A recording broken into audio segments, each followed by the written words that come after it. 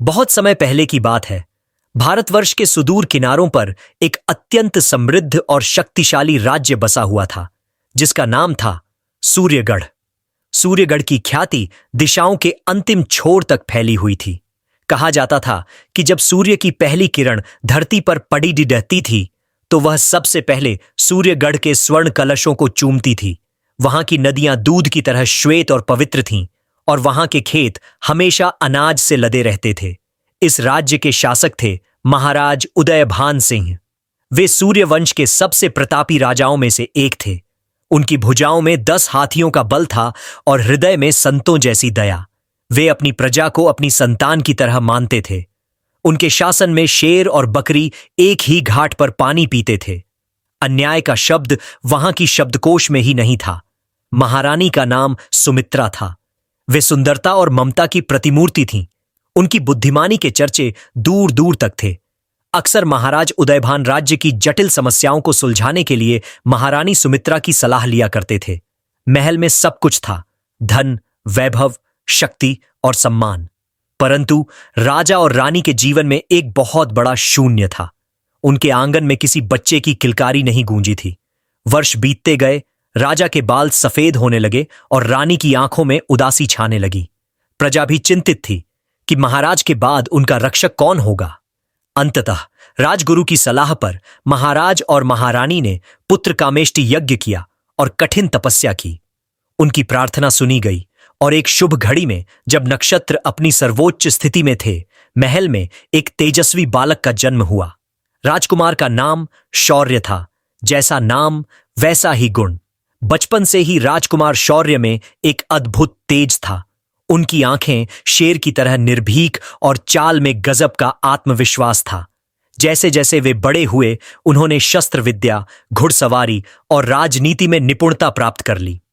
तलवारबाजी में उनका मुकाबला करने वाला पूरे राज्य में कोई नहीं था। लेकिन राजकुमार शौर्य का मन राज दरबार की मखमली गद्दों पर कम और जंगलों के कांटों में अधिक लगता था।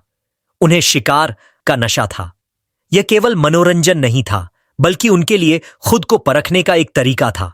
वे अपने पिता से अक्सर कहते, पिताजी, राजमहल की सुरक्षा में बैठकर मैं यह कैसे जान पाऊंगा कि मैं कितना शक्तिशाली हूं। जंगल मुझे चुनौती देता है और मैं उस चुनौती को स्वीकार करता हूं। राजा उदयभान उन्हें समझाते, पुत्र, एक क्षत्रिय का धर्म रक्षा करना है, अकारण जीवों को मारना नहीं।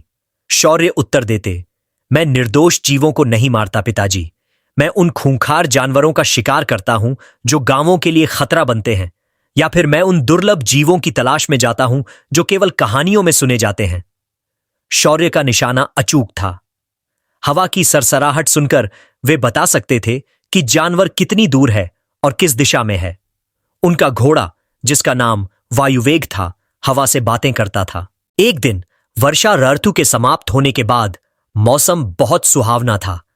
राजकुमार शौर्य ने अपने कुछ विश्वास पात्र सैनिकों और मित्रों के साथ एक बड़े शिकार पर जाने का निर्णय लिया। वे सूर्यगढ़ की सीमाओं को पार कर दंडक वन की ओर बढ़ चले। यह जंगल अपनी घनघोर झाड़ियों और हिंसक जानवरों के लिए कुख्यात था। दिन भर शिकार करने के बाद शाम होने को आई थी। राजकुमार और उनके साथी वापस लौटने की तैयारी कर रहे थे। तभी शौर्य की नजर एक झाड़ी के पीछे चमकती हुई 2 नीली आंखों पर पड़ी। वह एक हिरण था, लेकिन कोई साधारण हिरण नहीं। उसका रंग चांदी जैसा सफेद था और उसके शरीर पर नीले रंग की धारियां चमक रही थीं। सबसे अद्भुत बात यह थी कि उसके सींगों के बीच एक मण जैसी रोशनी थी। अद्भुत! शौर्य बुदबुदाए, ऐसा जीव तो मैंने स्वप्न में भी नहीं देखा। शौर्य ने सैनिकों को वहीं रुकने का इशारा किया और खुद घोड़े को ऐड लगाकर उस हिरण के पीछे चल पड़े। हिरण ने जैसे ही घोड़े की टाप सुनी, वह हवा हो गया। शौर्य भी कहां हार मानने वाले थे। उन्होंने वायुवेग को पूरी गति से दौड़ाया। हिरण झाड़ियों में घुसता, कभी नालों को पार करता तो कभी पहाड़ियों पर चढ़ जाता। शौर्य उसका पीछा करते रहे। धीरे धीरे वे अपने साथियों से बहुत दूर निकल गए। जंगल इतना घना हो गया कि सूरज की रोशनी भी जमीन तक नहीं पहुंच पा रही थी। अचानक एक अजीब सा कोहरा छाने लगा। यह कोहरा सफेद नहीं, बल्कि हल्का बैंगनी रंग का था। हवा में एक अजीब सी गंध थी, जैसे पुराने फूलों की ओर जली हुई लकड़ी की मिली जुली महक। शौर्य को आभास हुआ कि कुछ गलत है। उन्होंने लगाम खींची, लेकिन हिरण ठीक उनके सामने खड़ा था, उन्हें देख रहा था। और फिर वह हिरण एक चमकती हुई रोशनी में बदलकर हवा में विलीन हो गया।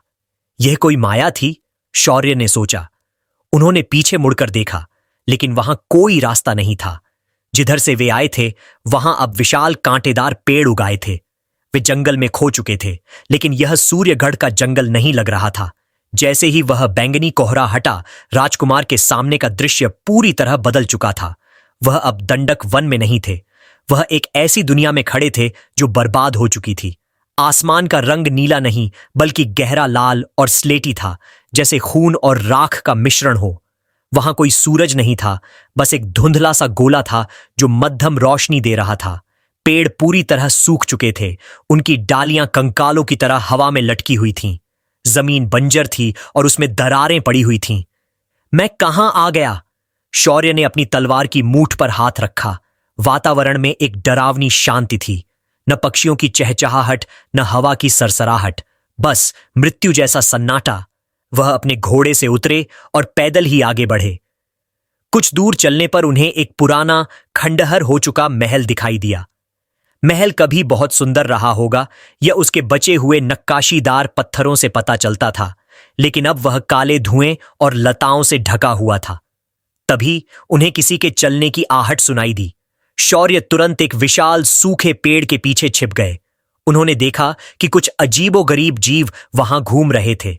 वे इंसान नहीं थे, बल्कि छोटे छोटे कुबड़े दानव थे, जिनकी त्वचा पत्थर जैसी थी और हाथों में लोहे की जंजीरें थीं। वे किसी की पहरेदारी कर रहे थे। जब वे दानव वहां से चले गए तो शौर्य बाहर निकले और एक पुराने फव्वारे के पास पहुंचे, जो अब सूखा पड़ा था। तभी उनकी नजर फव्वारे की आड़ में बैठी एक आकृति पर पड़ी। वह एक मानवीय आकृति थी, लेकिन उसने ऊपर से नीचे तक काला लबादा पहन रखा था। उसके चेहरे पर एक डरावना नकाब मास्क था, जिस पर एक रोते हुए चेहरे का चित्र बना था। वह अपने घुटनों में सिर दिए बैठी थी, जैसे बहुत गहरे दुख में हो। शौर्य की कदमों की आहट सुनकर वह आकृति चौंक कर खड़ी हो गई। उसने तुरंत अपनी कमर से एक खंजर निकाला और कांपते हाथों से शौर्य की तरफ तान दिया। दूर रहो! उसकी आवाज में डर और मिठास दोनों थी। अगर तुम उन दानवों के गुप्तचर हो तो मैं अपनी जान दे दूंगी, लेकिन तुम्हारे साथ नहीं जाऊंगी। शौर्य ने तुरंत अपने दोनों हाथ ऊपर उठा दिए ताकि उसे विश्वास हो सके कि वे शत्रु नहीं हैं। डरो मत देवी, शौर्य ने अपनी शांत और गंभीर आवाज में कहा। मैं कोई दानव या गुप्तचर नहीं हूं। मेरा नाम शौर्य है। मैं सूर्यगढ़ का राजकुमार हूं। मैं शिकार करते हुए रास्ता भटक गया और अनजाने में इस अजीब दुनिया में आ पहुंचा हूं। उस आकृति ने नकाब के पीछे से शौर्य को देखा। राजकुमार का तेजस्वी चेहरा, उनके शाही वस्त्र और उनकी आंखों की सच्चाई देखकर उसका हाथ नीचे झुक गया। राजकुमार, उसने अविश्वास से पूछा, इस अभिशप्त दुनिया में कोई मनुष्य कैसे आ सकता है? शौर्य धीरे धीरे उसके करीब गए। यह दुनिया अभिशप्त क्यों है? और तुम इस डरावने नकाब के पीछे क्यों छिपी हो? मुझे देखकर लगता है कि तुम किसी मुसीबत में हो। उस स्त्री ने एक पल सोचा, फिर धीरे से अपने हाथों को पीछे ले गई और अपने चेहरे से नकाब हटा दिया। जैसे ही नकाब हटा, शौर्य की आंखें खुली की खुली रह गईं। उस काले लबादे और डरावने नकाब के पीछे एक ऐसी सुंदरता छिपी थी जिसकी कल्पना किसी चित्रकार ने भी नहीं की होगी। उसकी त्वचा चांद की रोशनी जैसी थी, आंखें गहरी झील जैसी और बाल बादलों की तरह काले, लेकिन उसकी आंखों में गहरा विषाद था। जैसे ही उसने नकाब हटाया, उसने एक मंत्र बुदबुदाया। देखते ही देखते उसका काला फटा पुराना लबादा सुनहरी रोशनी में बदल गया। एक पल में वह एक दिव्य अप्सरा के रूप में खड़ी थी। उसने रेशमी वस्त्र और आभूषण धारण कर लिए थे, जो उसकी अलौकिक सुंदरता को और बढ़ा रहे थे। मेरा नाम नैना है, उसने परिचय दिया। मैं इस गंधर्व लोक की निवासी हूं, या यूं कहूं, जो अब गंधर्व लोक का खंडहर बचा है। शौर्य अब भी विस्मित था। गंधर्व लोक? लेकिन यह जगह तो वीरान है। यहां क्या हुआ नैना? नैना की आंखों से आंसू छलक पड़े। उसने राजकुमार को पास के एक पत्थर पर बैठने का इशारा किया और अपनी दुख भरी कहानी सुनानी शुरू की। राजकुमार, यह दुनिया कभी ऐसी नहीं थी। यहां हर समय वसंत रहता था। फूलों की खुशबू से हवा महकती थी और संगीत हवाओं में बहता था। हम 7 बहनें थीं, 7 अप्सराएं। हम सातों के पास प्रकृति की अलग अलग शक्तियां थीं। हम अपने पिता और प्रजा के साथ खुशी से रहते थे। नैना ने एक गहरी सांस ली और आसमान की ओर देखा। लेकिन हमारा सुख किसी की नजर में खटक गया। महाकाल, अंधकार का सम्राट, अपने 6 सेनापतियों दानवों के साथ हमारी दुनिया पर टूट पड़ा। वह हमारी शक्तियों को हड़पना चाहता था। हमारे पिता ने युद्ध किया, लेकिन वे मारे गए। महाकाल ने हमारी सुंदर दुनिया को बर्बाद कर दिया। शौर्य की मुट्ठियां क्रोध से भींच गईं। और तुम्हारी बहनें। नैना का गला रुंध गया। यही तो सबसे बड़ा दुख है। महाकाल ने मेरी 6 बहनों को बंदी बना लिया। उसने उन्हें अपने 6 अलग अलग सेनापतियों को इनाम के रूप में बांट दिया। वे दुष्ट दानव मेरी बहनों को अलग अलग दुनियाओं में ले गए हैं। वे उनसे दासियों और नौकरानियों जैसा व्यवहार करते हैं। उनकी जादुई शक्तियों को जंजीरों में जकड़ दिया गया है। केवल मैं किसी तरह बचकर यहां इन खंडहरों में छिप गई। मैं अपना रूप बदलकर, वह काला लबादा और नकाब पहनकर उन दानवों की नजरों से बचती रही हूं, इस उम्मीद में कि कोई चमत्कार होगा। उसने शौर्य की आंखों में देखा। मैंने सुना था कि पृथ्वी लोक के क्षत्रिय बहुत वीर होते हैं और वे महिलाओं के सम्मान के लिए प्राण भी दे सकते हैं। क्या यह सच है राजकुमार? शौर्य का हृदय उस अप्सरा की पीड़ा सुनकर पिघल गया और साथ ही एक वीर योद्धा का रक्त खौल उठा। वह अपने स्थान से खड़ा हुआ और अपनी तलवार चंद्रहास को म्यान से थोड़ा बाहर खींचते हुए बोला, देवी नैना, मैं सूर्यवंशी राजकुमार शौर्य आज इस वीरान धरती और साक्षी आसमान की कसम खाता हूं, जब तक मैं तुम्हारी 6 बहनों को उन नीच दानवों के चंगुल से मुक्त नहीं करा लेता और इस दुनिया का वैभव वापस नहीं लौटा देता, मैं अपने राज्य वापस नहीं लौटूंगा। मेरा जीवन अब तुम्हारे और तुम्हारी बहनों के सम्मान की रक्षा के लिए है।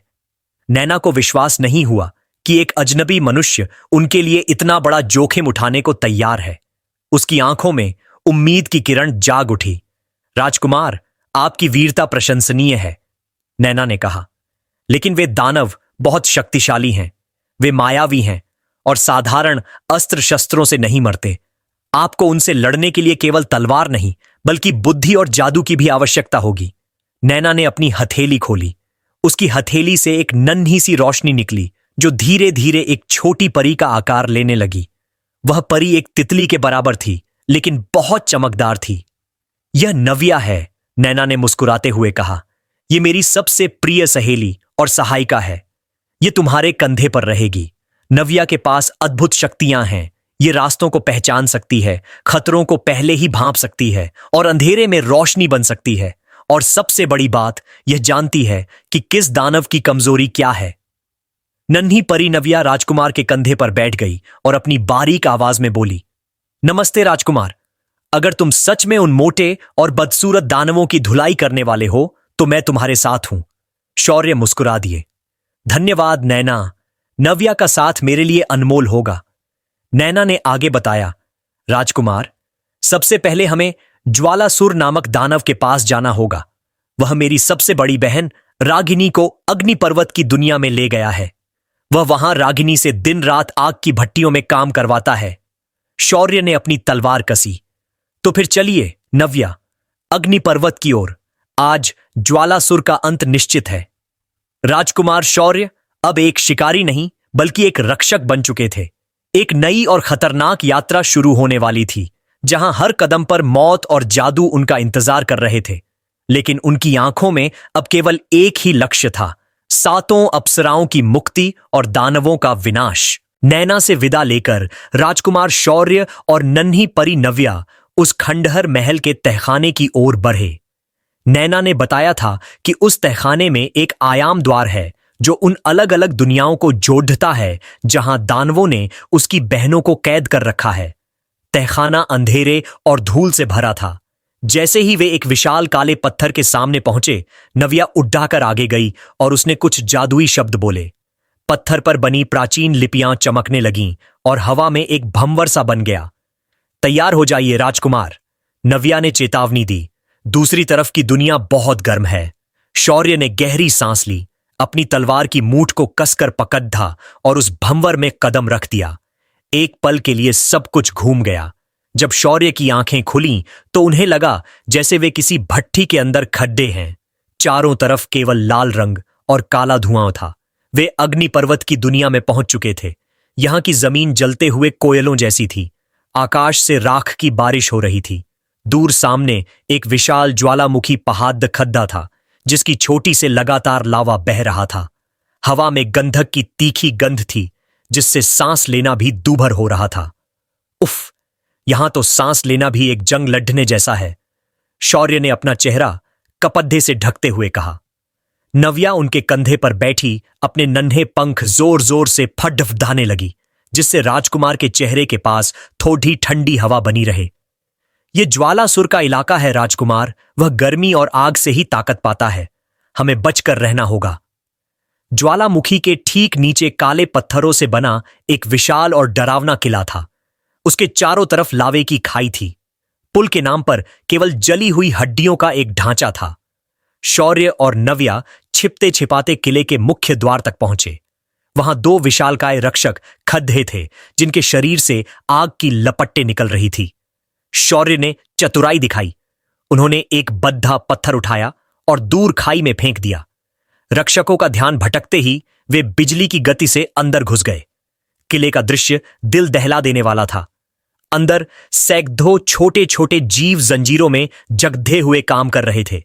वे विशाल भट्टियों में ईंधन झोंक रहे थे और वही एक विशाल भट्टी के पास एक अप्सरा जंजीरों में जगधी हुई थी। वह रागिनी थी।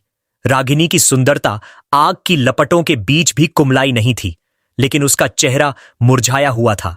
उसके कोमल हाथों में भारी हथौड़ा थमाया गया था और उसे तपते हुए लोहे को पीटने के लिए मजबूर किया जा रहा था। उसके पैरों में लोहे की गर्म बेधियां थीं। उसकी आंखों से गिरते आंसू जमीन पर गिरने से पहले ही भाप बन जाते थे। मेरी बहन! नव्या की आंखों में आंसू आ गए। देखो राजकुमार, उस दुष्ट ने मेरी बहन की क्या हालत कर दी है। शौर्य का खून खौल उठा। एक राजकुमारी, एक देवी समान स्त्री के साथ ऐसा क्रूर व्यवहार। उन्होंने कसम खाई कि ज्वालासुर आज का सूरज डूबने से पहले खत्म हो जाएगा। शौर्य अब और छिपना नहीं चाहते थे। वे सीधे उस विशाल हॉल के बीच में जाकर खाड़ीडीहे हो गए, जहां सिंहासन पर ज्वालासुर बैठा था। ज्वालासुर लगभग 15 फीट ऊंचा था।